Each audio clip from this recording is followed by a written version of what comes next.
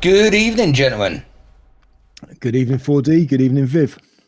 Good evening, 4D. Good evening, Bronze. It is Thursday, the 15th of January, 2026. Storm in the Teacup, episode 48. Right, own up. What you eating? Ah, sorry. Sorry, I'm just nibbling on some peanuts. I'll stop. No, it's all right. It's all right. It's all right. Peanuts. I do like a good peanut. I love them. Love peanuts. Peanuts, yes. Let's just not do another hour on food, though. No, let's not. No. I'll just put them away because if I leave them within reach, I'll just be nibbling on them all. Yeah, peanut monster. Right, okay, peanuts are gone. Yeah. And now everyone that's listening to this is saying, "Oh, I'm hungry. What do I fancy?" That's right. It's the power of suggestion. It is. How have you been this week? It's been another week. Like I said, like I joked last week, there's been so much news. There's so much going on in the world, but more home news, actually, UK news, which is what we should talk about, I suppose. Yes, quite a lot going on the home front, isn't there? Isn't it just? Even today, I was sort of, as I said, I got a little notebook and I put some notes down during the week of things that I might want to talk about just in case it comes up. And even just getting ready just an hour ago, looking into the Jenrick and all the other stuff that's gone on today, I was like, oh my God, there's a whole load of new stuff that's going on. Yeah, that one dropped today, wasn't it? Robert Jenrick, basically, I guess it looks like it worked. It's the way it played out was he got discovered because he was the shadow something secretary for the Conservative Party, and he got sacked by Kemi Badenoch because she found out he was planning to defect to Reform. So he got sacked in the morning, and then in the afternoon does a press conference with Nigel Farage, and lo and behold, he's now joined Reform. Yep. Oh yeah. So I mean, I guess Viv, you'll be your usual unimpressed self about the whole thing, which is totally understandable. It is just a circus, isn't it? Yeah. Well, all the world's a stage, as 4D often says. I did think there was a good comment made by some political egghead or someone. No. Who was it? It was. Yes. They said it's like an episode of The Thick of It for American listeners. I think there was did that not go over to America? Certainly, there was a quite a funny film that was set in America. The Thick of It. Yeah, is that a political satire? Political satire. Political satire. Yeah. Someone was saying it's like in The Thick of It, which was. Quite harsh political satire. Yeah. I don't think I ever saw that, actually. Nor did I. I always heard good things about it, though. Yeah. It was mental, actually. But but Jenrick, he has over the past, I don't know, I suppose year or so, been probably the most impressive, or outwardly anyway, Tory out of all of them. In terms of the things he's been coming out and highlighting, and now he's gone to Reform. So I think that's a bit of a coup for Reform, because I think Jenrick is quite a strong voice. But yeah, I mean, before today, I had written down: is Reform becoming the Muslim defectors party? Because again, we've had sort of, I can never say his name, Sawavi, whatever his name is, go over. What's his name? Yeah. The guy recently who previously had called Farage Goebbels. Yeah. And he likened him to Goebbels, and now he's defected to Reform. Nadeem. And you got the woman as well. Nadeem Sawali or something like that. That's it. That's the guy. Something. I mean, I don't like. I've not liked him since the start. Or since the very early beginning part. I don't know what I think about him either. But to me, it seems quite obvious that they're destroying themselves. I don't really understand what's going on there. I think what it is Farage wants to replace the Conservative Party as the kind of the common sense. I mean, he actually said this: the common sense centre-right party, which used to be what the Tories, the Conservatives, were considered as, but they've kind of lost that now because they've, over the last 10 years, they've just been completely hopeless, or even longer maybe. And he wants to put reform in. He wants reform now to occupy that space, which is kind of why I think, all three of us are not particularly trusting of him, because, it's like, we don't trust the Conservatives, and he wants to put reform into that place where the Conservatives are, or where they used to be. So why would we trust just, replacing one party in that position and just putting in another one, and then all of a sudden you're supposed to be able to trust that? It doesn't make sense, Nadeem, sorry, carry on. Yeah, just one other point as well. There have been a lot of defections to reform from the Conservatives over the last year or so, and I mean that kind of in itself says a lot, because you're getting all of these Tories now moving over to reform, because maybe they can kind of see which way the wind's blowing. They're looking at the polls. They're looking at how the Tories are just kind of falling apart. But it's like, and Farage seems quite happy to accept them all over, but all he's doing is taking people from a party who have failed us for the last 15 years. These people have been failures in the Tory party, especially when they're in government, and now they're just all coming over to reform, and Farage is accepting them. It's like you're just accepting. What you're doing. You're just becoming what the Tory party, basically, and he pretty much gets that. He says that's what he wants. So right. Do you want to know what I think? Typically, of course, what I'm going to say. Go on. Nadeem Zahawi should be in prison for life. Yeah. What for? He headed the he pushed the death jabs. Yeah. That's he was one big thing. He was the minister for death jabs. Oh, was he? Oh, okay. What, the health minister? Was he? He was put in charge with the rollout. He was just put in charge. Yeah. So that was under the Boris Johnson government, was it? Right. Yeah. Okay. Boris Johnson took the capo di tutti capi at the time. Specifically, wasn't he the one that was pushing for the younger children to have it? I remember that was the thing I really, really disliked.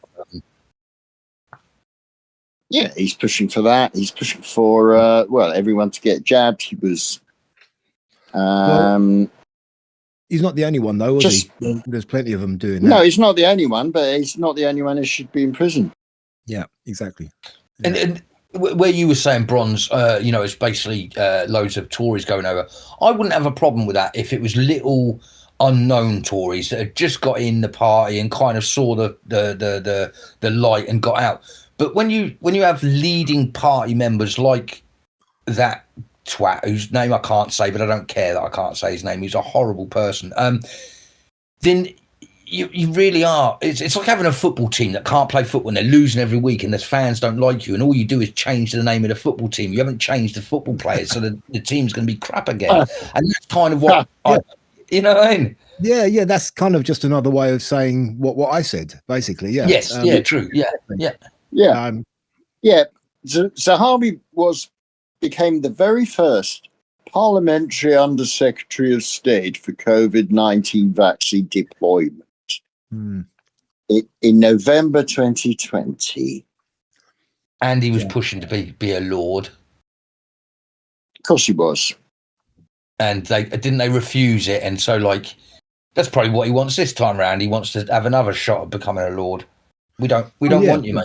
We don't. They're all self-serving. Yeah. Mm-hmm. I mean, do on the grand scheme of things here. I mean, we all know how bad this current government is. We all know how bad the previous Tory governments have been for the last 14 years. If Reform do get into power, surely things will be a bit better with them. I'm not saying they're going to be great, but surely it can't be worse than what it has been, or can it? It could be much worse, much worse, because people will be lulled in a false sense of security. They'll think, "Oh, we've got change here, haven't we? Change. Oh, isn't that good?" Yeah. But is Farage that stupid? Because he's not. He's very clever. He's very clever indeed. But he's not going to do what Starmer's done and just completely go against. If he gets into power, he's just not going to suddenly just rip up everything he's been saying. He's been building on his manifesto, and just kind of start doing all these crazy things, is he? I don't think does the manifesto include that there will never be open fifth generation warfare on the British people or the English people ever again by locking us down? And locking down is a term used in prisons. It's clearly an act of war. So will he get out of the United Nations? Will he get out of the WHO? Will he get out of all those globalist entities which marched in lockstep with the COVID imposition? No, he won't. I don't believe he will. He'll just if it happens, if they say we've got to lock down, he'll go, "Yes, sir. All right, sir. 3 bags full, sir." Well, if we believe he gets out. If we believe he was going to do that, I think our opinion of him would be quite different. But I mean, what I was saying is, I wasn't suggesting he was going to do that, but he is talking about leaving the ECHR. He is talking about just shutting down the whole kind of net zero green agenda, various other things like that. I mean, there will be a. Oh, sure, is he really? Oh, he is. Yes, during the COP26 conference in 2021. Nadeem Zahawi introduced a youth award scheme to tackle climate change. Pupils will be encouraged to boost the diversity of their schools. And young people will be given a new Climate Leaders Award for any positive work. Well, he's green. He's green as well. Okay. But this is the question I'm posing. If Farage gets in, how much of this the lines that he's been taking will he drop? And surely he can't be stupid just to suddenly drop everything and completely go in a different direction, because that's exactly what Starmer's done. And Starmer is the most hated, least popular prime minister in the history of the UK. Will Farage do the same thing? Will he really? Of course he will. Well, that'll be the end of him. That'll be the end of him. Yeah, but it doesn't matter, because someone else will take their place. There's always another criminal to take the place of other criminals. But it matters to him, though, doesn't it? It doesn't matter generally, but surely it matters to him. And the guy does have an ego. You can get rid of him easily. Yeah, and again, we're all underestimating the power of the deep state. This this group of people that control us. It doesn't matter if it embarrasses him, mate. They'll just say that we're going to kill your wife. We're going to kill. They'll do the most horrific things to you. And I'm not trying to say that he is any better or worse. All I'm saying is we're talking about tactics that are beyond our comprehension. And as Viv says, they've always got another man in the background waiting.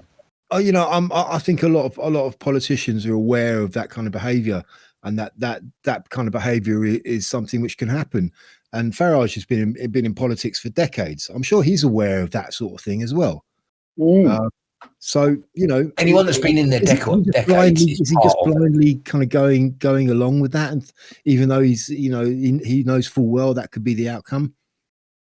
Well, I'm sure he's aware of that, unless he's compromised already. We don't know. How do we know? He might be compromised already. Yeah, and that's why it would be better if he was taking on smaller people from Labour or Conservative that we could say, well, they're fresh into government, so that's still now a new government. It's, as I say, it's more these people that had fundamental that we have fundamental problems with. Also, I think we're underestimating the general public. I really don't think the Nigel fans are going to like this last week's news. Even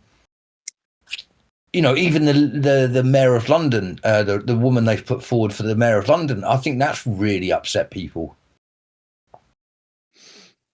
I don't know. Yeah, Layla Cunningham. Yeah. Zahawi flip flops. He's got ambitions. He's got big ambitions. Well, yeah. He tried to get the leadership of the Conservative Party in 2022. I mean, that is a strange one. I can't understand why Farage allowed him in. Yeah, exactly. That's what I'm saying. He does seem quite opposed to a lot of Farage's positions on things. And he's, like I said, he's openly insulted him. He effectively called him a Nazi by likening him to Joseph Goebbels. So the other alternative, I suppose, the other alternative is that he's going to do the same as Trump, or he's going to follow the Q plan, if you want to say that he's going to bring the worst of them out in the light for us to see. So like the Joe Biden, the Ramaswamy, and all the, no, it was the wrong name in America, but and all the names that were brought out in Trump's last, again, maybe that's what this is, that they're going to throw a bit more to let the public understand how bad these people are. I don't know. I'm still of the opinion if the elections go ahead, that Reform won't win an outright majority. I think they probably will get the majority of the votes, but not enough to form a government. I think they're going to have to go into coalition with someone. I still think it's going to be Ben Habib and the other man. Where are they though? But I mean, Ben Habib, there's not been a squeak out of them. If that's why I think something's going on. Yeah, that's why I think something's going on. About Advance, people are not hearing about Advance, apart from the likes of us, who are really sort of on the fringes of things. Tommy pushes it. Dan Wootton pushes it. Ben Habib pushes it. You'd be surprised. Is Katie I forget which way Katie Hopkins. No, I think she goes that way as well. Actually, yeah, she's not particularly in favour of Reform. So there's quite a few famous people kind of talking the talk. Yeah. But, I don't vote. Of course, I don't.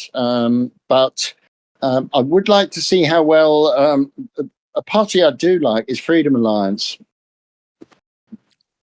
I have heard of those. Freedom Alliance. Yeah, I have heard of that. Yeah, but they won't get anywhere. But, I mean, the thing is, a lot of these smaller parties, they may have a lot of people who would like to vote for them, but many of them won't even be able to get onto the ballot in a lot of places. And I think that's kind of what's going to happen with Advance. People will go down. They'll get their voting cards through for the elections, and they'll see, right, who have I got to vote for, and it will just be the same old.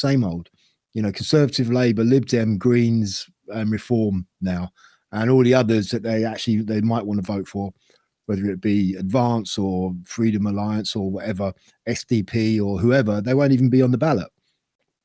Yep, exactly. SDP have got some interesting stuff, but they won't be there. No. Fundamentally, first past the post is an ineffective system in that it disenfranchises so many people. You get, even if I've said this before, but I'll say it again, even if 100 people vote, okay, and that 61% vote for the winning party. Say the vote's all split and 10% vote for the winning party, but all the others are split, then that 10% will get in. It doesn't really matter. Power sharing as well is a problem. The whole thing is a problem. Well, PR also has its faults as well, doesn't it? Yeah, I know. That's not a really a solution either. So, kind of. in my humble opinion, the problem with first beyond the point is first past the point. Sorry, is that it means we're stuck in a uniparty situation. However, what happens though if there's no major party? So let's pretend that it's 2029 now. There's no real Labour Party. There's no real Conservative Party. I was thinking about this. Surely that's now the only way that first to the post becomes favourable for us, because now there's. Well, how do you define when you say there's no real Conservatives and there's no real Labour? What do you mean by that? As in, no one wants to vote. As in, you're not getting 30% of the vote over there. You're not even getting 15%, say. You're not getting who you voted for either, because a lot of Labour people thought the Labour Party was going to be old school Labour, like Paul Embry and people like that. But they're not. They're really not. They're globalists and they're shills and they're authoritarian. I mean, we're probably at that stage pretty much now already, 4D, because people I've gone off the Tories. You look at the voter share from the last election. Labour, although they won, they got a very low. What was it, 20% of the vote, I think. So yeah. So we're kind of there already. But the problem is people not voting, because you're always going to get the tribal voters. You're always going to get the diehard Tories, always going to vote Tory, doesn't matter who they are. Same with Labour, and probably Lib Dems are going to get a bit of a surge, because they might get some people from both Labour and disaffected Labour and Conservative voters. But as long as those people, the diehards, still continue to vote, and the large majority who have been turned off by it, who may have at one time voted either Conservative or Labour, who now are just fed up and say, I'm not voting for any of them anymore. That's the problem. For another party to really kind of come in and take over, all of these the disaffected voters that have got to vote for them, and I don't think they're doing that enough. I wonder if like a major hung parliament, because I suppose am I right in saying that's like if there was hardly anyone voting Labour, hardly anyone voting Conservative, it was just the diehards, and there wasn't many of those left, and let's say the market got flooded with a couple of other parties, you got the Greens, the SNP, all the others. If the vote is spread so thinly amongst what's there, you could have something like a Ben Habib starter party being able to coalition with other small parties, because no one gets past the post. Yeah, but you that could go either way though. You could get Labour going with the Greens, going with the communists or whatever, or the Islamists. That you could have coalitions on that side just as easily as well. So it could be. I'm wondering if this is the only way to beat our system. I wonder if some of the cleverer people that are playing around with this, sort of said, well, there's no way around first to the post, so we have to come up with another way of winning government. And maybe what happened? How many percentage do we have to have voting for it to be a null and void? Doesn't matter. There's no percentage. When you say null and void, you mean like no outright victory? Yeah. I think it's a certain amount of seats in the House of Commons. I'm not sure how many it is though. So there's no sort of rule that if only 20% of the country votes, it's down to seats in the House, I think. Right. Yeah, it's nothing about percentage. No, it's seats in the House. So if 10 people vote for whatever, Lord Count Binhead or whatever, then he'll get in. With those 10 votes, he'll get in. Hung Parliament sounds good though, because I'm against government, so that sounds great. We don't need government. Nothing will get done, which might actually be a good thing. That's great. That's great. Yeah. That sounds brilliant. That's what I want. I want them to do nothing. But it'll be kind of not so good coming after such a bad government, because all of the crap that this bad government has brought in there's little chance of it getting kind of repealed or removed with a hung parliament, because they won't be able to do anything. So we'll just be stuck with it for another 4 or 5 years. Well, that's true enough, I suppose. Yeah, there is that. Them doing nothing is still better than what they're doing at the moment, so fuck them.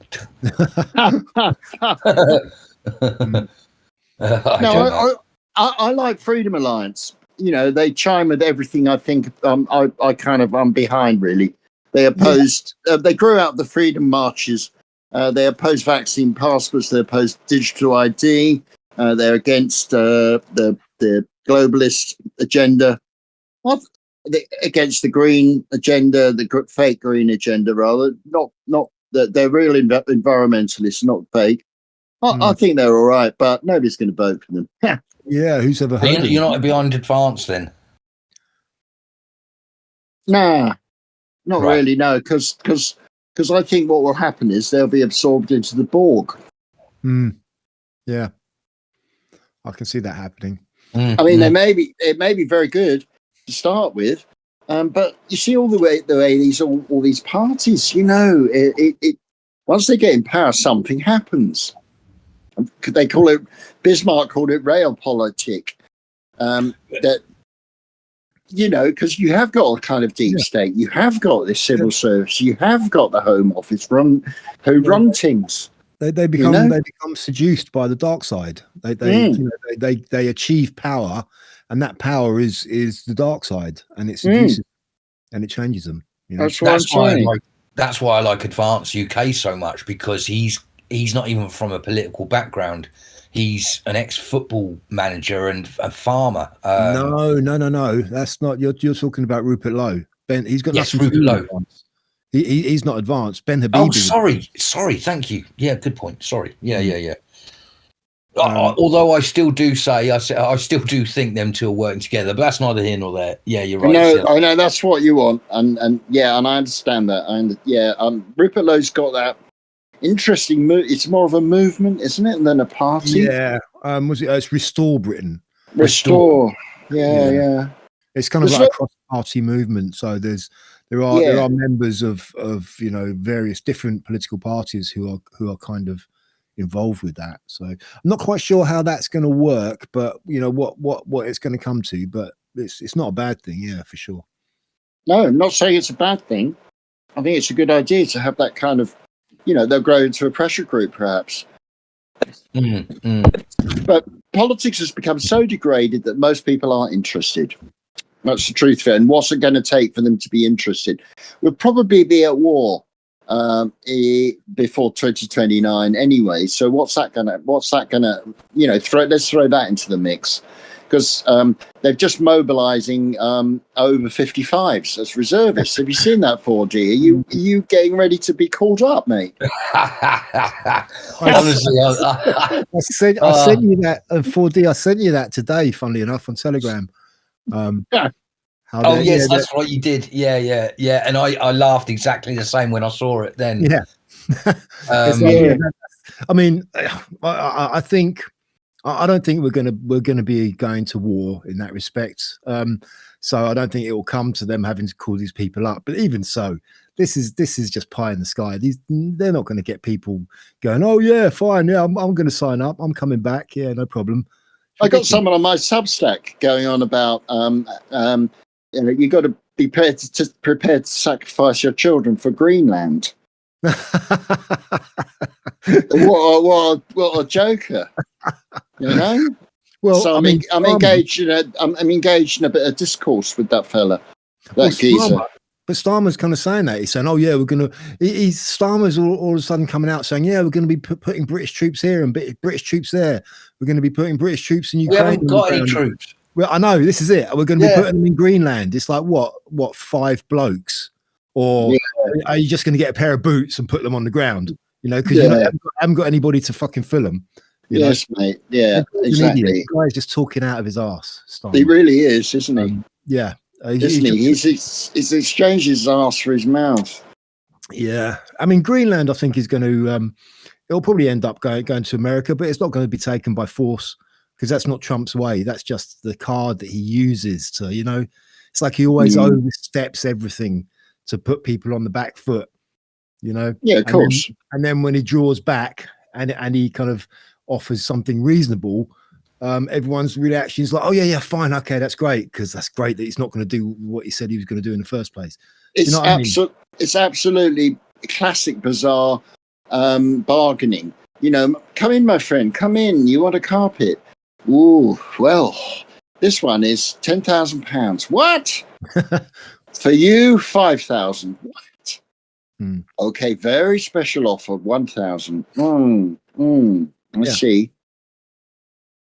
I hate to be the one, but I was a squaddy, and I would not recommend anyone joins the British Army. And I hate myself for being the person that says that, because as I've always said, I was the ultimate soldier. I did as I was told. I was the easy yes man, and they loved me for it. But once you're out, you realise it's all a con. It's all a joke. You were used. I did 15 years, and again, I'm not trying to sell a sob story, because there's thousands of people like me. That's the problem.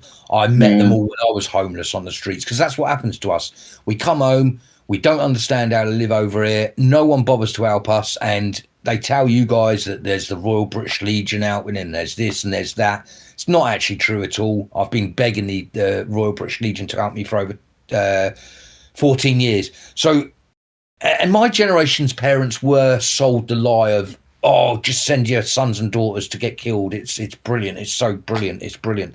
But I don't think, well, most kids haven't got parents, unfortunately, because the country's been split so badly. But the ones that have, I don't think are getting the same, you should join the army. It's a good way, it's a good thing for a man to do. I don't think that's the same anymore. No, I think you're right. And the people who lie, I really dislike this when they say, oh no, there's no soldiers on the street. Bollocks there aren't. I've seen loads of them. I've spoken with them, holding bits of cardboard. Yeah, honestly, there was a lot. I'm not going to say most. There was a lot out there when I was out there, and it was my first eye-opening to the truth in this country. There was very intelligent people sleeping rough that just had no way of doing anything. You couldn't get a mortgage anyway, I'm not going to go into it, but yeah, there's lots of them. You're right. It's disgusting. And a country that doesn't look after its elderly, its young, and its soldiers is doomed to destroy itself. Yeah, totally. Well said, mate. I mean, yeah, you shouldn't feel bad for coming out and trying to tell people not to join the army, because you're doing because that's the right thing to do now, because the army is certainly not what it used to be, for the reasons you've just explained. So I think you're doing a good thing by saying that now. Well, I've got to say that's what makes me a good soldier. I think it is wrong, because I think you do need patriots. You do need strong forces, and unfortunately, that's the point. I've lost my mojo, and you don't want to be like me. You don't want to do 15 years in the army, get to my age, and regret it all. And certainly at the moment, I don't see. Look, I'm not even that old, but when I first joined the army, we were still being known as the best in the world, and people would say, oh yeah, the SAS, they're the best soldiers in the world. I think we were ranked number 2 in the world's special forces, this, that, and the other. And here I am now. We haven't even got a force, let alone be best in the world. We're certainly not best in the world anymore. But the thing is, I mean, the army or the military of a country has got to. What they're doing is basically fighting for the those in power. That's all they're doing. They're basically carrying out their wishes. And if those in power are not worthy of that, then which this lot are not, then do not join the military services, because your patriotism and your dedication is being misplaced. You're giving it to the wrong people. There's far better causes to put your energies in. Exactly. Almost all wars are bankers' wars. You're fighting for the people. Look. Okay, if we do have another war, if we're going to war, if there's boots on the ground, laughably, of course, let's see the MPs. Let's see them send their children first. Yeah. Of course. Actually, it's like you say, it's a reteaching. I was brainwashed into believe it was for Queen and Country, and actually, now that I'm a bit older, a bit wiser, actually, I wasn't doing it for Queen and Country. I was doing it for the English people and country. You know, it's a different. And like you say, now you look at the politics of this country and the leadership that we've got, and I would not recommend anyone fight for the ridiculous concepts we've got going at the moment. Some ex-soldiers say you when you get in the army, you bond so much. You're binded to your brigade, your platoon, whatever you want to call it in military terminology, and you're fighting with and for your mates. Yeah. I've always said it's a very hard thing to say to someone because it's not a normal situation. But yes, you're right. That I had friends that, you know, I just knew that they would protect me in a heartbeat, and they knew I would do the same to them. And you oh God, you know, that's the days when I was happy and proud and strong as a pack animal, because that's the great thing, or was the great thing about the British Army, is they taught us to be pack animals. And when you're together and you literally you shit together, you eat together, you fight together, you shag together, there's a great strong camaraderie, and I know you see it in all the films and you hear it, and people like me have said it before, but it's a very, I suppose it is like having your own son or your own daughter. It becomes, you know, you're writing. I joined when I was 16, and I was in Bosnia when I was still a teenager, and before you go to war you have to write a will, you have to write letters to people just in case you don't come. So as a teenager, like, I was writing a will going, fucking hell, you know, it's so these people you go, and all I mean by that is you're going out with people that you look left and you look right and you go, this is real gun in my hand, this is a real bullet, this can really kill someone, and those ones over there I've got exactly the same. If you didn't trust your mates, you wouldn't be. Well, that's it. That's what made us a good army, is that we all trusted each other. I think it's the same with any army, isn't it? I think. Well, apart from ramshackle bloody armies, but if you listen to any combat veterans, they all say the same thing. It's like, but when you're in combat, you are fighting for the guy next to you. That's all you're fighting for. And you could have been having a fight with him the night before, to be fair. Exactly, genuinely. So that guy next to you, your combat buddy, he is the most important person to you when you're on the battlefield. The guys next to you, those are the guys who you are fighting for first and foremost, you know, and anything else comes after that. So yeah, and it's understandable. And it's the same for any social cohesion, and that's again, you know, from us getting on day to day in this country. This country hasn't got any cohesion. Just, you know, it's the same for. It doesn't have to be just military. We have no cohesion at all. Yeah, it's been stripped away from us. Absolutely. That's. I mean, we used to survive. Yeah, I mean, some of the hard times that our. I mean, our generation hasn't really experienced hard times. You haven't had to go through a war as such. Whereas our parents, they probably had a lot harder times. They had to live through maybe the First and Second World Wars and the rationing. But it was like the what really helped them get through that was the kind of social cohesion, because everybody understood everybody else who they lived with. Everybody understood the people, their neighbors on the streets, the people they saw. You know, strangers were strangers, but they still had a connection. Whereas now we don't have that anymore. That because people don't relate to other people anymore. Because of diversity is our strength. You know, you know, that is a cause of that. Having diversity forced upon us, because people just don't relate to each other anymore. It's become so fractured. I think it's still there. It's still there. In my small town, there's a lot of cohesion, a lot. So it is still there, but certainly not. It's certainly decreased. It's certainly definitely. It's not the force it used to be. The force for good it used to be, and it's declining. It is declining. Yeah, no. Deliberately so. Yeah. It's part of the plan, isn't it? Because if the people united cannot be divided, then you have to divide the people because of political reasons. In order to rule, you divide it, it's empire, divide and rule. It's one of the oldest tricks in the book for politicians, going right back to the Romans, right further than that even. Mind you, there is some good news, because it seems that Starmer has listened to the public. As we've been saying to him for a long time, we want these foreigners to stop coming to our country, and I see that he's actually banned Ava from Denmark, who is she's a dangerous woman, actually. I don't know if you've seen her. So at least he's coming round to our way of thinking. Yeah, Ava van der Bock, you mean? She's Dutch, isn't she? Varlinderbroek or something like that. Oh, is it Dutch? Oh, sorry. Dutch. Yeah, the blonde, the pretty blonde girl. I didn't. Is she pretty? Is she?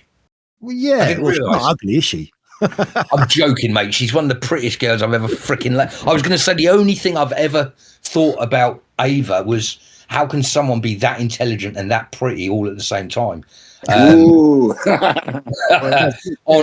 it does happen. But yeah, so Starmer's banned her for no particular reason other than she apparently criticised him on X. Which is what was it she called? She called him a specific thing, something like a slimy animal. I don't know what it was, but it was something derogatory. Yeah, she called him, what did she call him? Not a traitor. She called him a tyrant, not a tyrant, something along those lines. Yeah. And so he whipped his pen out and banned her, but he'll let these Egyptian murderers and other people into this country. Well, yeah, apparently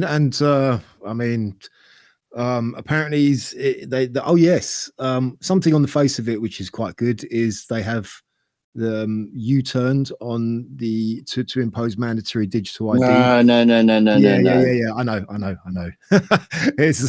I'll leave it for Viv to explain this one. That's why I said on the face of it, because of course it doesn't mean. You're right. Even when we were marching on, whenever it was, September, whatever, against digital ID, I think people realised that the whole digital ID thing is a red herring.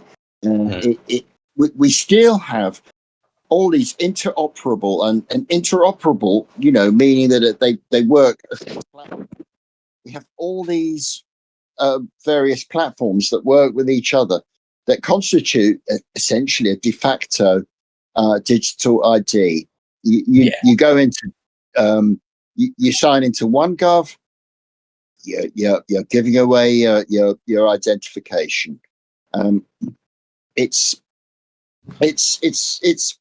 It was bound to happen. It's bound to say that. It's a bit like it's like Trump saying, "Oh yeah, we're going to take Greenland," and then this is kind of outrageous. And he goes, "What the hell?" But really, it's a negotiating tactic. It's a negotiation tactic. That's all. So you bait and switch. It's essentially bait and switch. Have you ever seen those? You must have seen those people do that trick. The thing under the cup. Yeah. I mean, the line is they're not going to enforce mandatory digital ID, which doesn't mean they're not going to do it.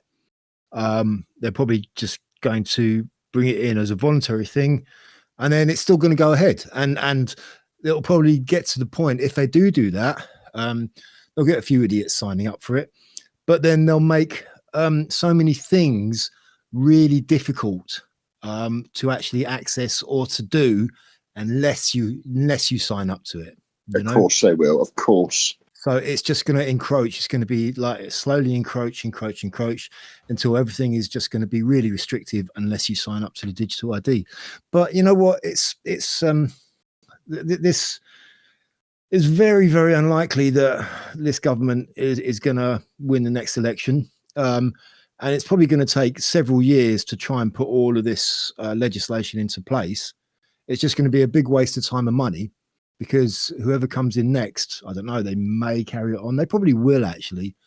But I mean, if it is reform, Farage just says, he's not going to go for the digital ID, whether he does or doesn't. remains to be seen. But if they don't, then this whole preparation that this government's going to do, trying to put it all together, is just going to be a big waste of time and money. Yeah. But I think it will still happen. I think they will, one way or another, they will still, implement it, or try to sort of slowly, a little bit here and a little bit there, and it will just, yeah. Thing is, if the global institutions, the global entities say they want this, then the British government will comply. If the Bank of International Settlements say we will have the central bank digital currency, they'll say, "Oh yes, sir. Okay, sir, we'll do that." The only way to get rid of this is to get out of all these binding regulations that have been imposed by globalists. Well, and do you know what? That brings us greatly on to what we were talking about before we started recording, and we said, "Oh, we'll have to make sure we bring that up," and that's silver and gold. And for anyone that doesn't know, recently, the last couple of weeks, gold and silver have just done some really strange things where they've gone up dramatically. Now, gold and silver always goes up. It's kind of a safe bet commodity to have. It always slowly goes up in price, but the last couple of weeks it's been quite extreme, to the point that in the UK, for UK value, if you bought, well, it doesn't matter. I bought a silver coin 6-7 years ago, I think it was, and you paid £32 for an ounce of silver, and that's how much I paid for this silver coin. That silver coin is now worth in £83, I think it is. So it's nearly gone up 3 times. And a lot of experts are saying that this is just the beginning, and silver, specifically silver, is going to go through the roof, and that it could reach anything from £500 to $500 to $1,000 an ounce, which is hundreds of times what the price of it is at the moment. Is this, and there's also the whole Monroe Doctrine, but let's stick with the silver. So a lot of people are saying silver is going to go through the roof, gold as well. We're going to be going back to a sort of a gold-backed currency system, and that's how we're going to bring down the banking system. And I believe a lot of people are saying crypto is to do with that as well. But silver and gold. Well, yeah. I mean, as just to repeat what I was saying before we started recording, a couple of years ago, I bought some silver. I bought a 10-ounce silver bar for around £290. And I went and checked yesterday. I went onto the website I bought it from to see how much it was selling for now. And now that has gone up to almost £900. So it's gone up from almost 300. It's gone up to almost 900. So that's just the price increase on a 10-ounce bar of silver. We're looking at 2/3 increase then. It's gone over twice. It's basically doubled, more than doubled its price. Yeah, close to 3 times. Yeah. And I looked at a lot of the products that they have for sale, and most of them were unavailable at the moment. That's the other thing. Yeah, when you look through silver, a lot of the companies have got no silver to sell. They're all unavailable. And I heard some American people talking about the same, where their American companies are sort of running out of silver at the moment. Yeah, I mean it's bound to happen with silver more than gold, I think, because silver has much more uses, everyday uses than gold does in kind of in industry and technology and whatever. Silver is a valuable kind of metal, and it gets used a lot more. Yeah, it's used in computing and mobile phones, I believe, as well. Exactly. Yeah. So it's inevitable that it's silver. The price of silver is going to go up. And it's, I think, and I think it's just been the same with gold. They've been, the price has been held artificially, I think, for quite a long time now. And it seems like they're losing their grip on that. Whoever's been doing that. Do you go to Tally, Bronze? Do you go to Tally? Yeah. I have to do that. Damn. I've been. I set up a standing order from my normal bank account to chuck a regular amount into my Tally account. I haven't checked it actually. I'm going to see. See, gold has gone up quite a bit in the last 2 weeks, so you might find your small amount of tally money is worth a bit more. Well, hopefully, hopefully that's increased. One thing that hasn't increased, because around the same time I bought some crypto, I'm still down on the crypto. Oh, what a shame! Right? Yeah. No, I didn't mean that sarcastically. That's all right. I think it's quite funny because Yeah. I didn't buy that much. I bought all in all, I spent about £150, 150 quid on crypto. I think Okay. I bought about 100 quid's worth of Bitcoin, and then 25 quid of Ethereum and 25 quid of XRP, and all of them have the price has dropped. I'm about 8 quid down overall. Yeah. So nothing too tragic then. Okay. Well, no, it's 150 No. quid. You know, it was like the thing with crypto is when you go into it, you got to think, right, this money that I'm going to spend, it's like gambling. It's like, okay, this money is gone already. You know, in your mind, just say this money is gone. You know, Yeah. and then if it does go, then it's not a loss because you've accepted it already. So it's kind of like, 150 quid. It's not that much. If I lose it, no big deal. You know, so I'm just stuck it on there and I'll just sit and watch it. You know, see what happens. But I mean, that was a couple of months ago, and I'm 8 quid down.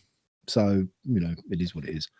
Well, and like the silver and gold, it's not something you should be looking at all the time. It's something you, as you just said, you throw away, you forget about it, and then in a couple of years' time, you go, oh, I wonder what that's worth. That's probably the best way to do it. Yeah, exactly. I'm just it's done now. Just leave it, forget about it. You know, I'm not gonna start chucking loads of money onto it. If I've got money to spend on stuff, I'd rather put it onto silver and gold right now. You know, before it completely gets out of hand. I mean, if the ISO, what is it, 222, it's recently been adopted by banks, okay, and XRP Ripple isn't directly adopted by the ISO 200 something 22, but if it does, then the price was set to rocket. Well, I'm not sure about XRP. I've heard that's kind of see. I even though I've bought some, I know very little about crypto. I don't really understand it at all. I just thought, well, I'm going to buy some, you know, without really knowing what I'm buying.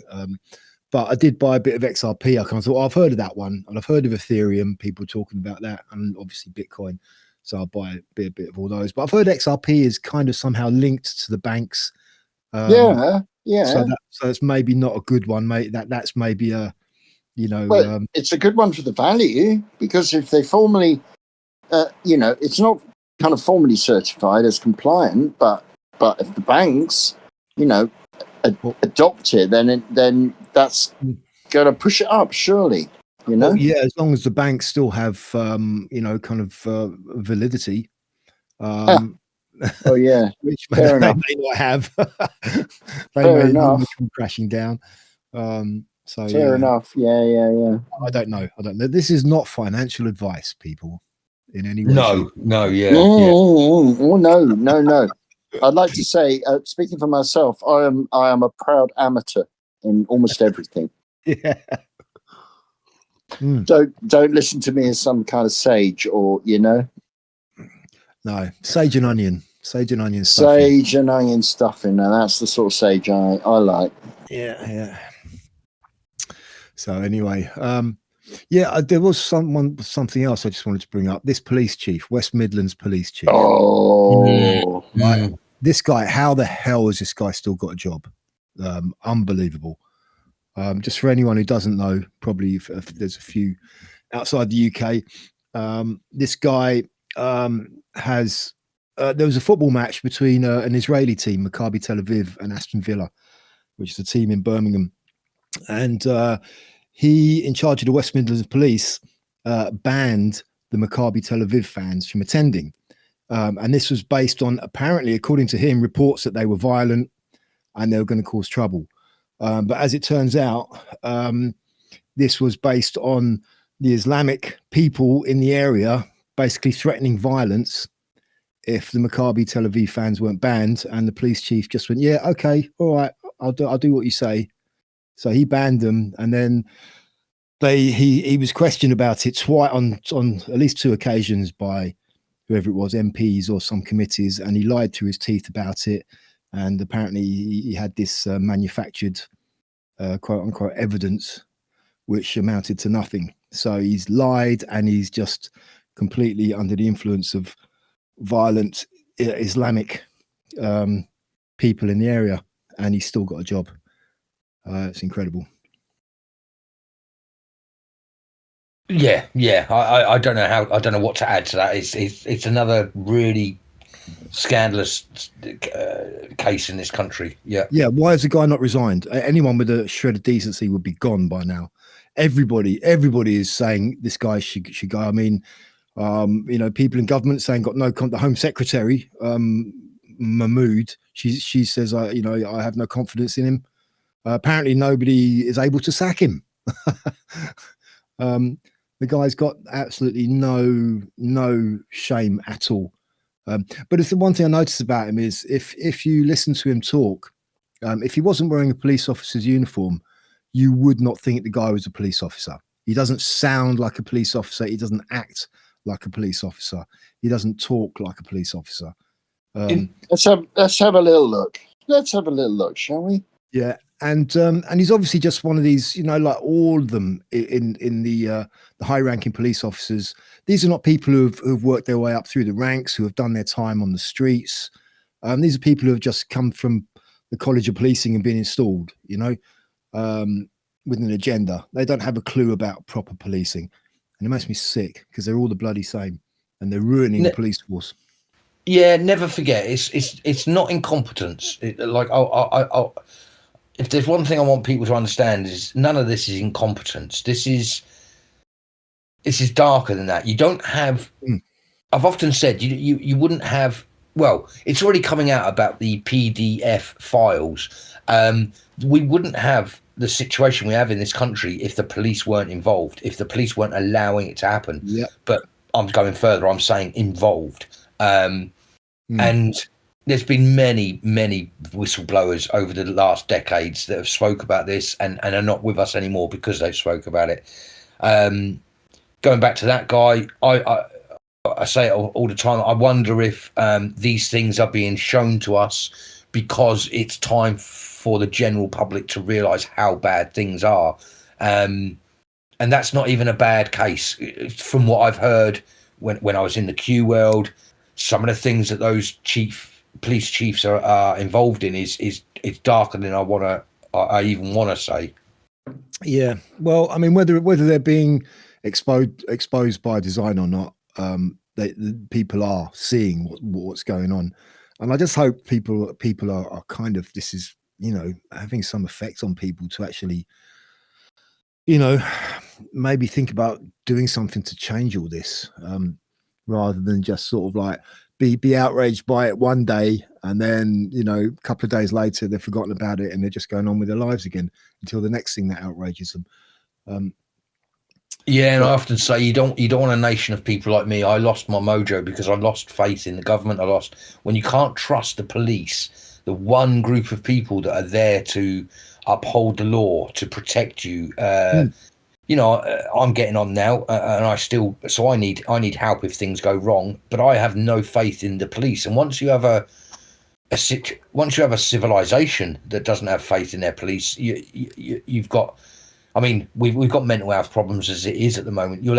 It'd be even worse. It'd be even worse when the general public realise that you can't trust the police. Well, yeah, it's just gonna lead to chaos and the breakdown of society. Effectively, you're just going to get people policing themselves one way or another. Yeah, well, yeah, that's it. We get more people like the ones that are over in France at the moment, which again, I was looking into them, and they're still taking it to the both the governments. They're being attacked by both sides now.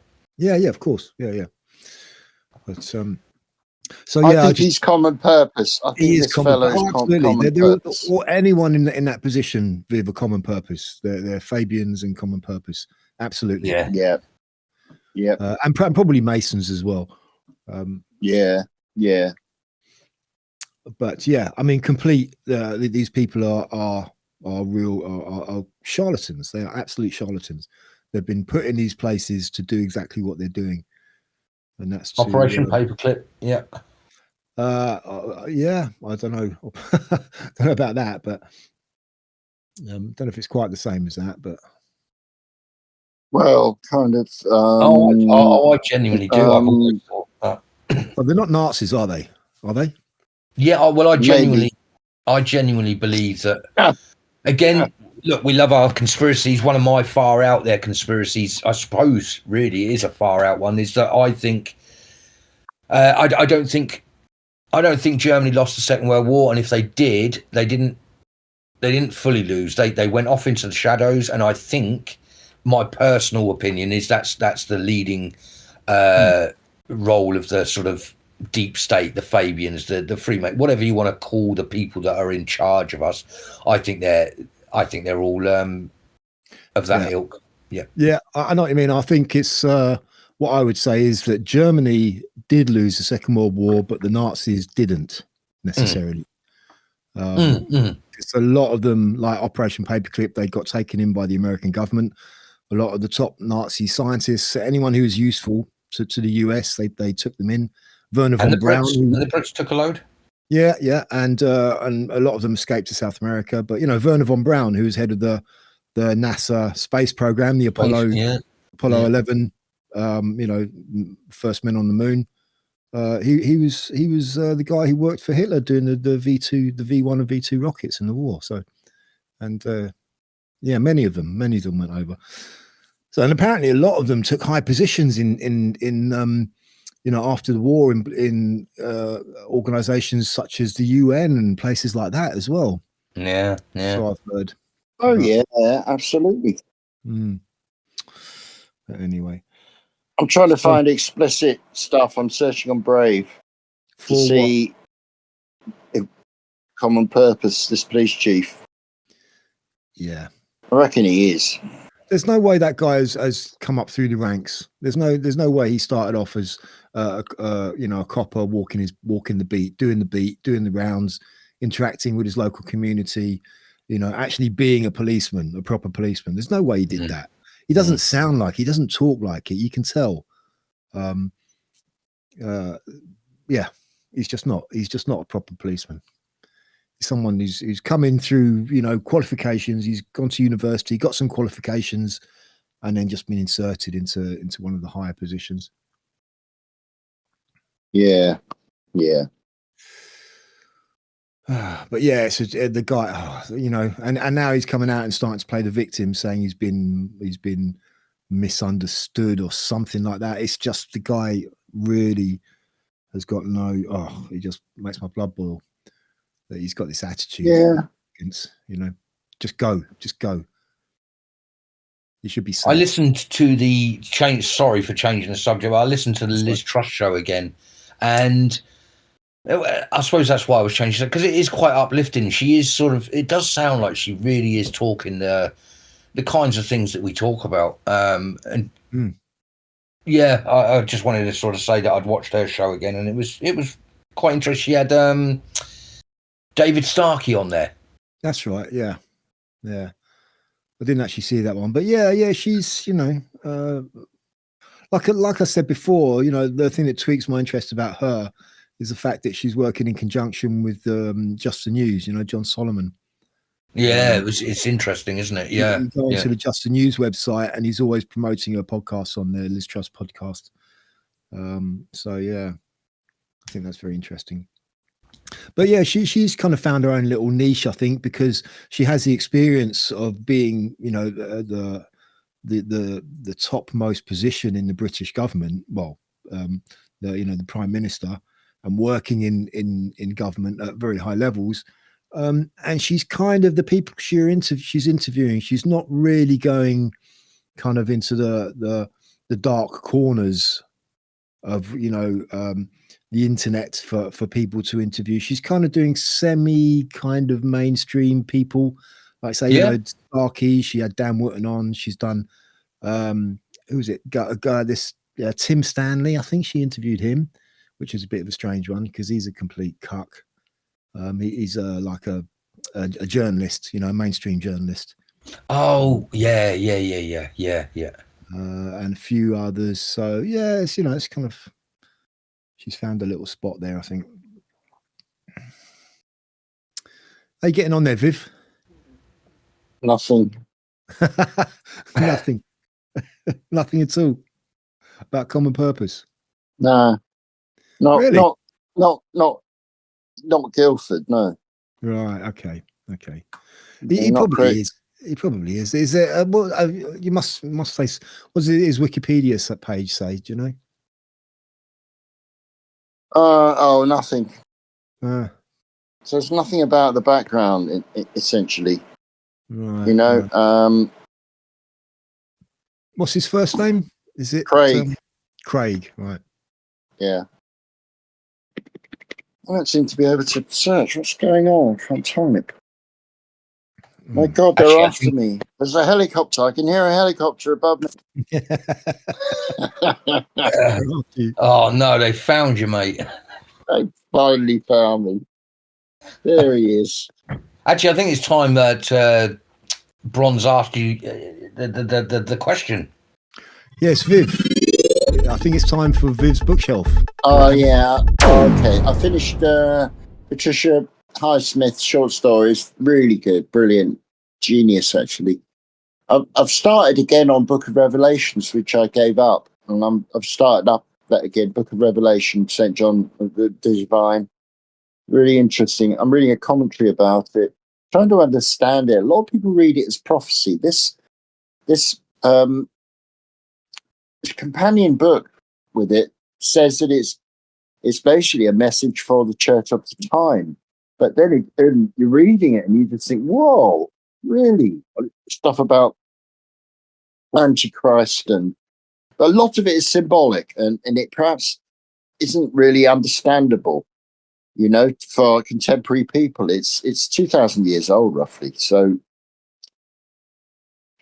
yeah. Is Revelations one of the latter parts of the books then? Last one. It is the last one, right. Of the New Testament, yeah. It's very different to the rest. Well, not all of it, but it's a different one. It's very, very symbolic. And who is there any indication as to who wrote it? Yeah, John the Divine of Patmos, who was an early Christian. It's that's the person who wrote it. Yeah, and he wrote it very well. It's really, God, it's really interlinked. It's really well done. But to understand it fully is going to take a long, long, long time. It's beyond my comprehension. People say, "Oh, for 2,000 years, mate." I know. Well, I know you'd have to read it so many times to just really begin to grasp what's going on here. Talking about all kinds of things, the fall of Babylon, but what does this all mean? What does it mean by putting it as prophecy? It may just not be correct to say it's a book of prophecy and the coming of the Antichrist. At the same time, I do rather think that there's a lot of signs that Satan and the Antichrist are at work, or an Antichrist, or people are preparing for this Antichrist figure, this satanic figure. But I don't know. I honestly don't know. I don't want to sound like a street preacher or ranty, you know, but there is so much satanic stuff, weird stuff going on. Oh yeah, yeah. So, what was I going to say? What version of the Bible are you reading it from, Viv? I'm reading King James. King James, right? Okay. So yeah, I wonder how much it differs from version to version. I wonder if there is a great deal of difference. There is a fair amount of difference. Yeah, there's loads of different Bibles, loads. Yeah, and how different each one is, you know. So you can read one version, and then you can read a different version, and you might, you know, how different would it be between the two? So that's what concerns me about reading the Bible. You know, it's like, well, if they're all kind of significantly different from one another, How do you know you're reading the best one or the most accurate one, if you like? I know. Well, I knew people who talk about the Wycliffe Bible as being better, which is an earlier translation into English from the King James one. So I don't know. I don't honestly know. But you've got these ideas of beasts appearing. In Revelation, the beast of the sea arises and is given authority and power by the dragon. The dragon is revealed to be Satan. The beast of the sea is Antichrist. The beast of the earth is the false prophet. Who are these people? What does this mean? I mean, you must remember when Revelation was written, the churches to whom it was written were under the power of Rome, and they were still struggling under the Roman authority. So, is it a contemporary account? Is it written in symbolic language to firm up the churches? The early Christian churches who were under attack who were under the thumb of Roman authority. Don't know. I mean, there's weird stuff in Revelation about buying and selling. Everyone has to have a number of the beast on their forehead or right hand. It speaks blasphemy against God. It will rule the world for 42 months. It seems kind of really exact, doesn't it? It's so. I honestly don't know. Describing the beast is like a leopard, a lion, and a bear. But then again, is it symbolic? What does this mean? Don't know. Have you gotten any further with Lord of the Rings? Yeah, a little bit, but not much. I've kind of put it aside for a while. I will continue, of course. I'll continue. Yeah. And what about the Art of War? Yeah, again, dipping into that. It's very interesting. Sun Tzu. No, I said it's Lao Tzu. Lao Tzu is someone different. Taoism and all that, the Tao of life or whatever. That's all a bit different. No, Sun Tzu. It's pretty interesting considering how old it is and how important it is, Yeah. So, I don't know. Haven't got that far, really. Still want to try to get a grasp of Revelation. And I still don't know. As Bronze said, the book has been redone so many times in so many different ways and different languages. Even if I did have the belief system, it would be hard to know which set of books to take it from, I suppose. Yeah, of course, but there are keys in all the text, whatever the version is. So there is a warning in Revelation that angels warn the world to worship the Creator alone, and the word worship is a real key word in Revelation, and people begin to worship false idols, perhaps you could call it. The whole world was amazed and followed after the beast when the beast came out of the abyss. Those who dwell on the earth will wonder when they see the beast. Beast? What beast is this? What are they talking about? Don't know. But he blasphemes. Don't know. Receives authority for 42 months. What does this mean? I don't know. I think perhaps we should be very careful about looking at it as a book of prophecy. Well, yeah, it's obviously very open to interpretation, isn't it? So it's don't you? I suppose we can speculate about what it means, but don't actually take any of it for for gospel, if you like. Yeah, very good. So yeah, don't know. Okie dokie. Anybody else got anything they want to briefly mention? I was quickly going to say, interesting with Dan Bongino stepping away from the FBI or CIA. FBI, isn't it? FBI. It was FBI. I always get them two mixed up. Thanks. That was kind of so he served for about a year, didn't he, as a deputy director of the FBI, and then he's less left. than a year. Yeah, less than a year. I think it's the least serving member that's ever had that role. Yeah, which kind of just raised a few questions.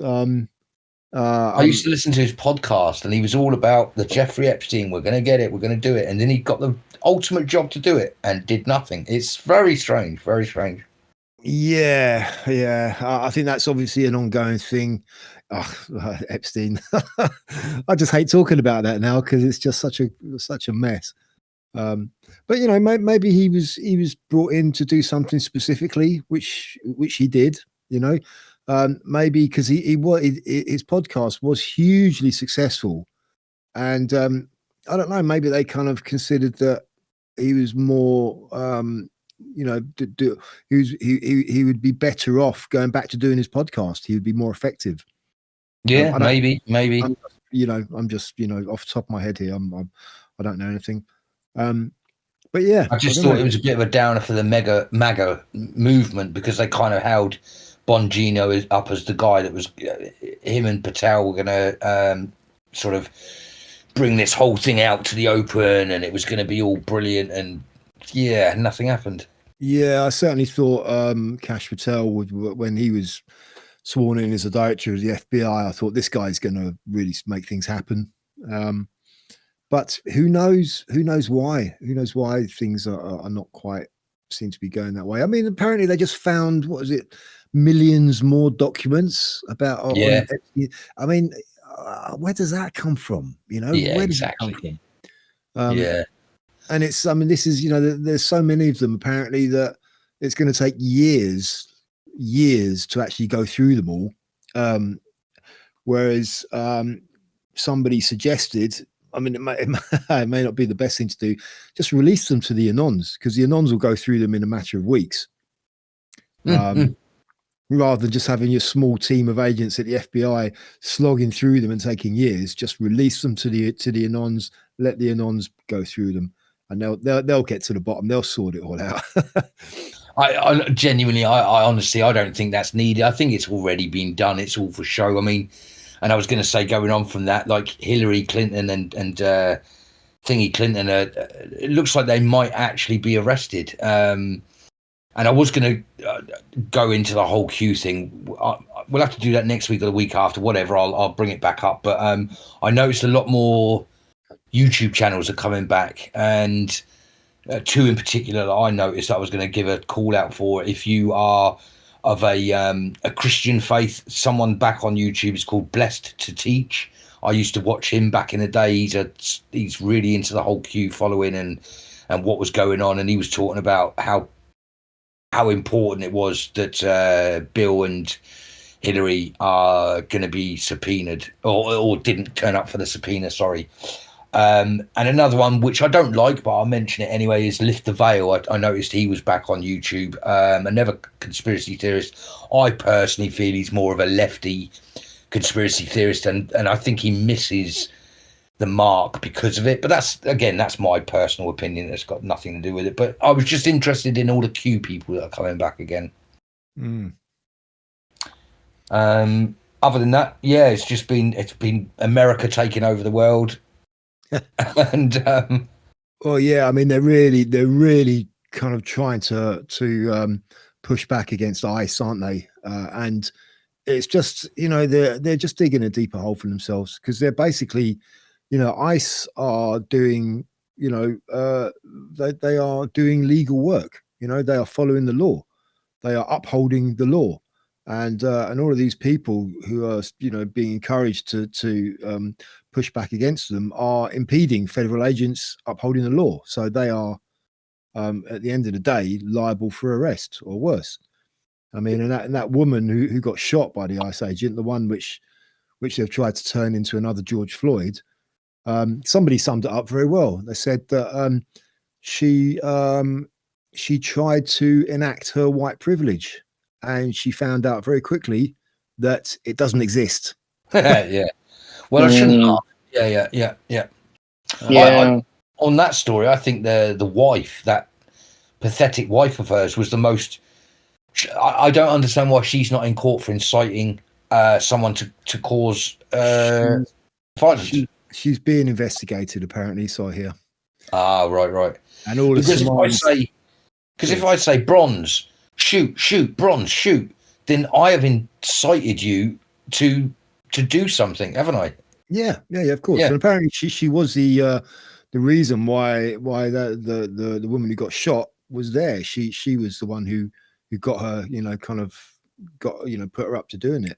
And you That's right. you got all of these politicians now, basically, and celebrities basically kind of getting these people and literally using them as fodder, as cannon fodder, inciting them to go and do this. While these people of influence in positions of power are nowhere near it. They're just getting them to do the dirty work for them, and they don't give a shit about them. They're just getting them to do this, to go down and create a scene and cause problems and obstruction and this, that, and the other. And while they're kind of just sort of, well away from it all and not affected by it. The event itself is very confusing, isn't it? It does seem she drove towards an ICE officer. Oh, she did, yeah. She did. Oh, she did, yeah, She hit 100%. Yeah, what's his name? Asmongold plays it. He played it in reverse, slowed down, and you can see. But I don't even think that's really the point. The point is there was an officer in front of the car saying stop. Even if even if the tires weren't aimed at him, you can't drive. You can't drive forward. It's dangerous. Yeah, you're saying stop, get out of the car, get out of the car. Yeah. And she tried to drive off. It's like, well, right there, she's creating, that's an offence. She resisting. I don't know if it's it all hinges on whether if there's a threat to life, then of course firearms would be used in the American context, probably over here as well. I mean, police officers do carry arms. I know that Americans think we're unarmed, but the police are armed. Not all of them, of course. Not all of them, but there are gun squads, police gun divisions. So, don't know. Yeah.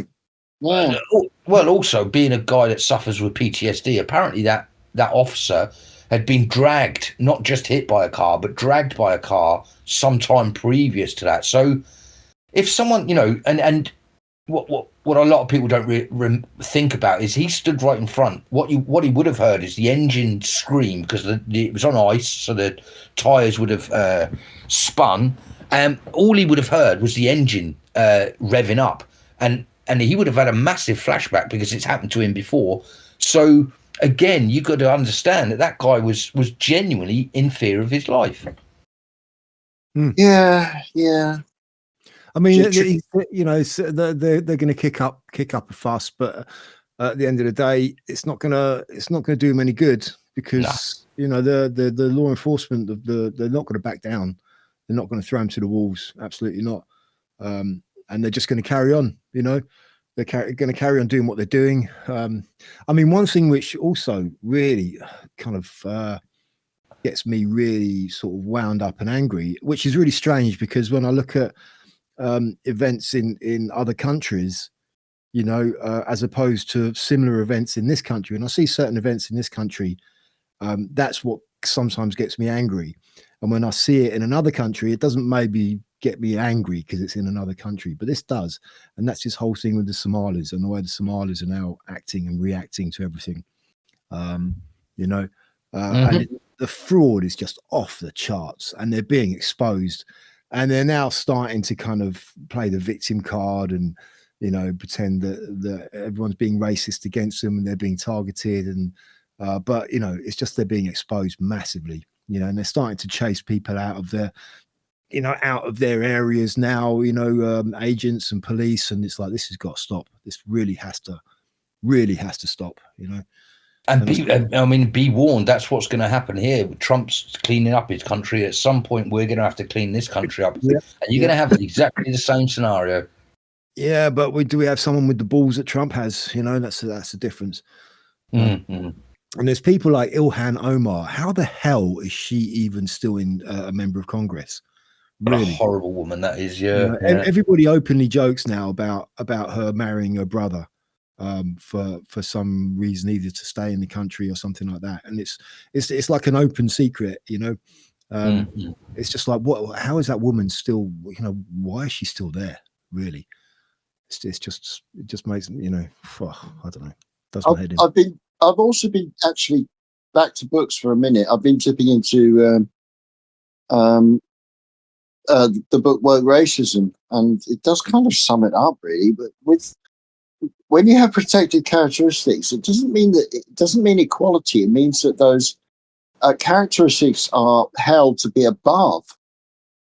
You know, so that gives a kind of get out clause to certain criminal behaviours, as well, as Glenn Lowry points out in the book.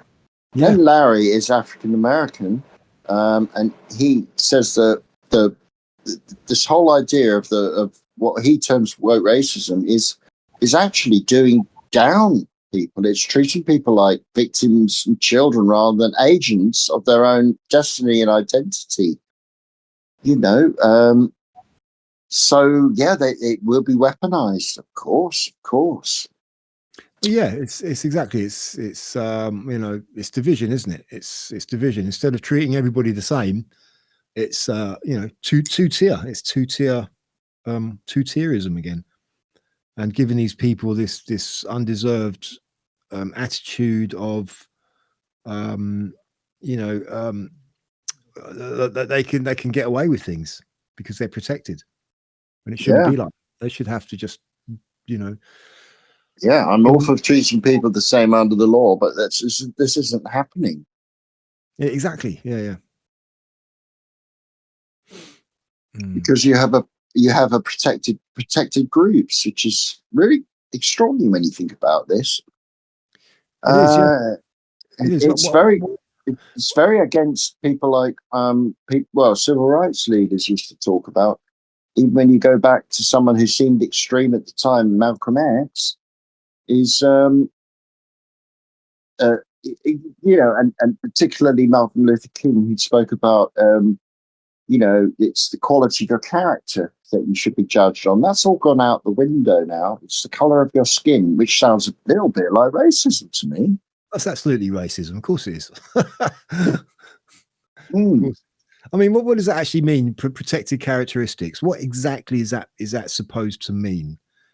Certain people cannot be criticized, or what? You can't say anything bad about anybody who are under protected characteristics. What you know? Are they? It does seem to be that the case. Yes, it does Why? seem to be that case. Why? Why? Well, I think it started with kind of good intentions, in the sense that you know, that criticizing someone simply for ethnic origin or color of skin, without any other surrounding reasons, was yeah.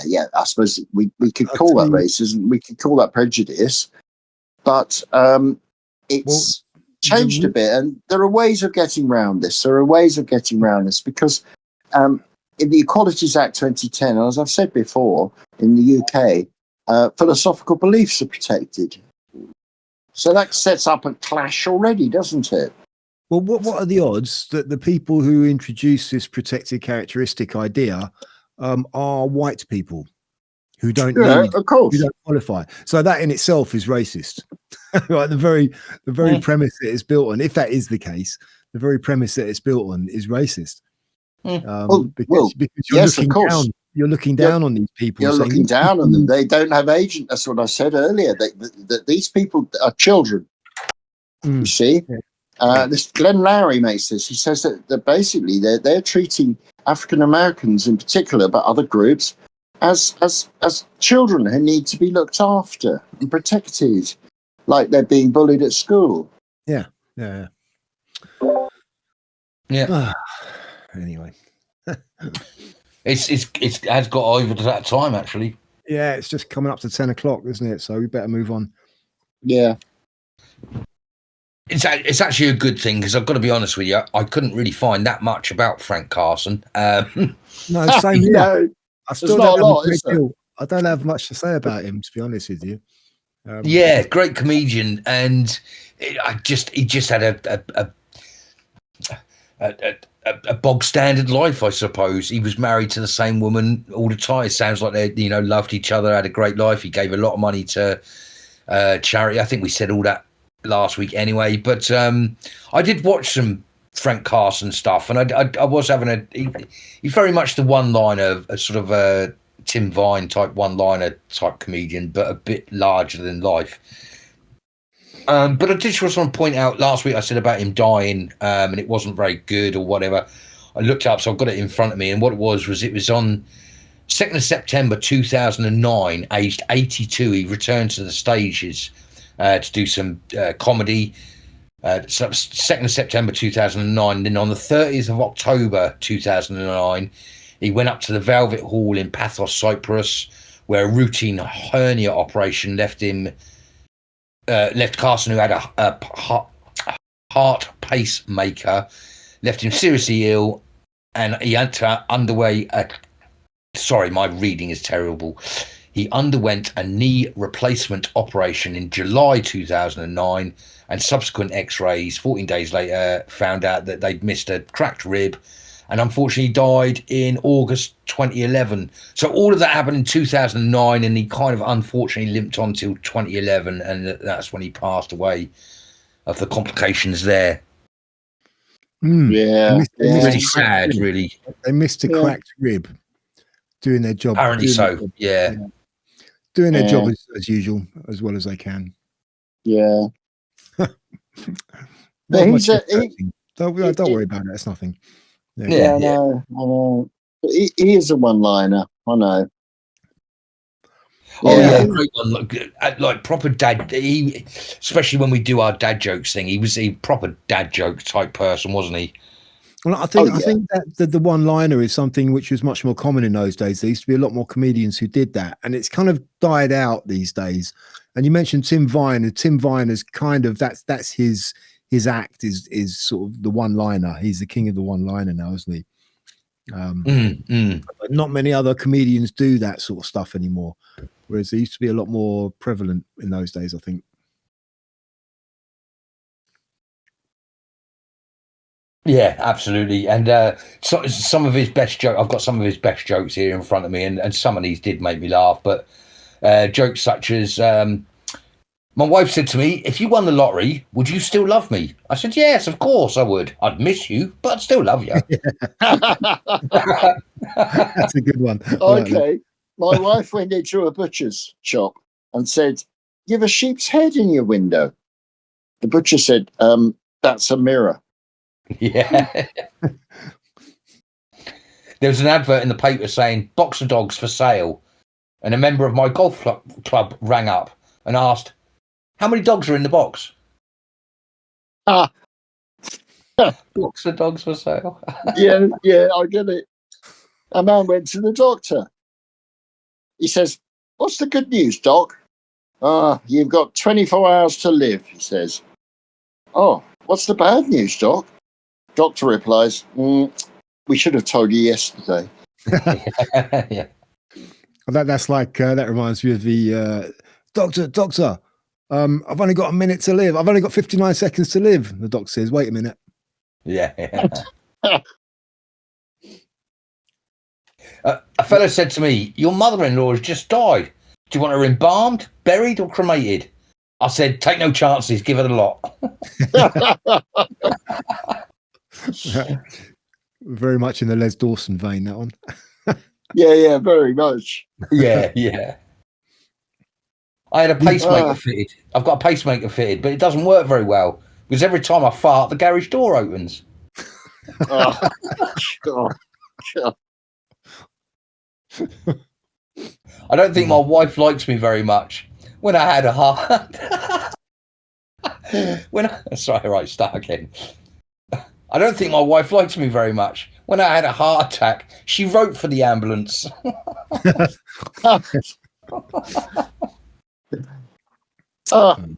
Well, I should really do these in an Irish accent, but I'm staying in a lovely hotel. Dressing robe behind the door, lovely fluffy sheets. Took me half an hour to get my suitcase closed. A man goes into Boots. He says, "Have you got any Viagra?" I said, "Do you have a prescription?" He said, "No, but I've got a photograph of the wife." That's not a Frank Carson joke, is it? That's Viagra didn't exist in those days, I'm sure. Yeah, that's been right. That's down as one of his. Oh, right, okay. Yeah, Maybe that's a later one. Maybe that's a later one. It's one I'm reading as well. I'll see that on my little list because obviously I'm using the power of the internet. Oh, we're probably looking at the same page, mate. Well, men only go for skinny women because they're too weak to argue, and salads are cheap. How cynical! Terribly cynical. Yeah. Well, I've got some non-Frank Carson jokes.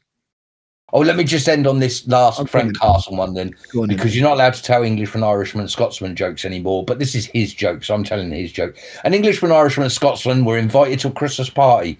The Englishman bought a bag of tinsel. The Scotsman bought a bag of holly. And they asked the Irishman, "What have you bought?" He said, "I've got a pair of knickers." They said, "Hang on, what's that got to do with Christmas?" He said, "Well, they're carols." Right. Anyway, go on. Okay. True fact. Dolly Parton once entered a Dolly Parton lookalike contest and didn't even win. Strangely enough, same thing happened to Charlie Chaplin and Elvis Presley. Although for those last two, I can understand that because they look nothing like Dolly Parton. Very good. Very good. I tried being polite today by holding the door open for a lady. She kept on screaming, "I'm peeing in here." Ah, right. Yeah. Oh, right. I get it. Yeah. I saw a sign down the road the other day. It said T-bone, £1. I thought, T-bone steak, £1. That looks gorgeous. I go down there, went into the shop. I said, "Oh, you got T-bones for £1?" He said, "Yes, sir. T-bones, £1. If you want the meat around it, it's £25." Very good. Why are there no Latinos in Lord of the Rings? Don't know. Because Juan does not simply walk into Mordor. Okay. Oh, right. That's a reference from the film rather than the book, but No, fair enough. If has not read the book or seen the film, so I'm reading it. I'll be up to speed in 6 months. Maybe or less or more. All right, no Lord of the Rings jokes until Vivs finish reading Lord of the Rings. Then. Cheers. Yeah. Fair play. Did you know your pupils are the last part to stop working when you die? They die late. Oh, good one. Good one.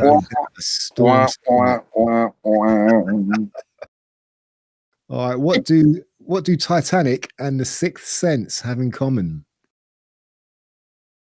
Don't know. I see dead people. Are these Frank Carson jokes? No. Oh, they might be, but they're not. No, not. I don't think so. All right. And that's me done. Okay, a Frank Carson joke. A bloke walks into a pub with a Cocker Spaniel. Oh, I was just about to tell that one. Go on, carry on. No, go on. Go on. And I said, "No dogs allowed." He said, "You allow guide dogs?" I said, "Yeah, but they're either Alsatians or Labradors."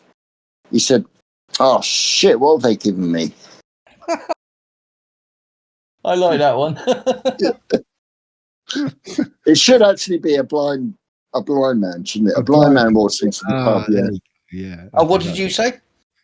It just says, my version says, a guy walked into the pub. Should be a God, blind. that has to be a blind guy. Yeah, yeah. It should be a blind man walks into the pub with a cocker spaniel. Oh, we are so good at this, aren't we? Yeah. Yeah, postmodern deconstruction of jokes. Even there you go, people. What more can you want? Yeah, even amateur postmodern deconstruction is jokes. Yeah, of course. In an amateur styling. Exactly. And as a proud amateur, I think I will have to bid you good night. Yeah, I think it is that time, actually, gents. It really is. Yeah. Okie dokie. I've got to stop saying that. That's such a stupid expression. So, okie dokie.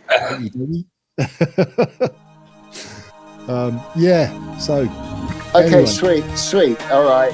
Have a great week, people. Yeah, take it easy. Speak to you soon. Yeah.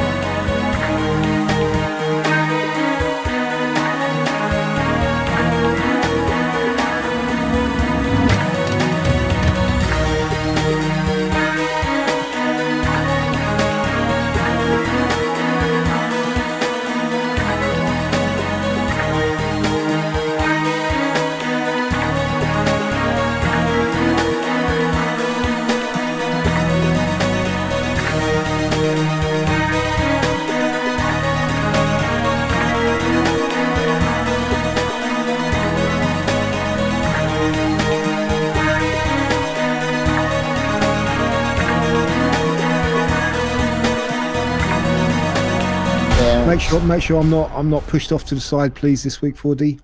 Yeah. I won't put you on the far right anymore. Yeah, we need to apologise to Billy, I think, as well, because he missed your dulcet tones, didn't he? He didn't realise how lucky he was until he re-listened to it on proper. Then he regretted it, I'm sure. Yeah. Oh, bless him, eh? All right then.